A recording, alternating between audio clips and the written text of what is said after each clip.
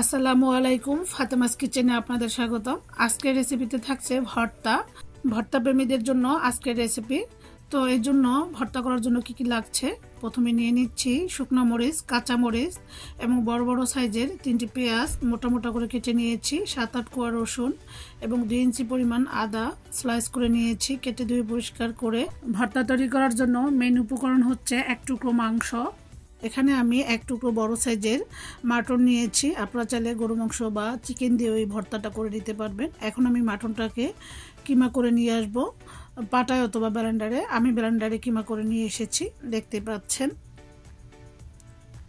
এখন আমি দিয়ে দিব 1 চা চামচ কালো জিরা। এখানে আমি 1 চা চামচের বেশি নিয়েছি, তাই একটু রেখে দিয়েছি। এরপরে আমি দিয়ে দিচ্ছি সরিষার তেল, আপনারা চাইলে সয়াবিন তেলও দিতে পারবেন।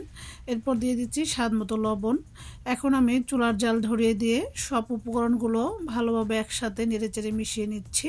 এরপরে চুলার জাল ধরিয়ে দিয়ে চুলার আঁচ মিডিয়াম টু হাই হিটে রেখে মাংস এবং পেঁয়াজ রসুনটাকে 4 থেকে 5 মিনিট এভাবে নেড়েচেড়ে ভেজে নিব। এই তো 4-5 মিনিট পর আমি এখানে দিয়ে দিচ্ছি 1 কাপ পানিটা দিয়ে আমি আবারও ভালোভাবে নেড়েচেড়ে ঢাকনা দিয়ে ঢেকে সবকিছু খুব ভালোভাবে সেদ্ধ হওয়া পর্যন্ত অপেক্ষা করব।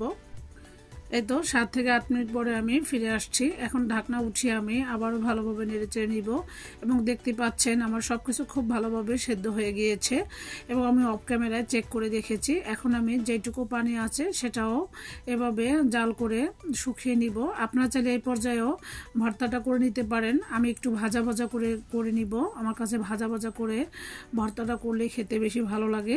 এই তো ভাজা ভাজা করে আমি নামিয়ে একটু ঠান্ডা করে নিয়েছি। এখন আমি একটি শিলপাটা নিয়ে নিচ্ছি। আপনারা চাইলে এই ভর্তাটা ব্লেন্ডারেও করে নিতে পারেন। তো আমি শিলপাটায় বেটে আজকে ভর্তাটা করে নিব।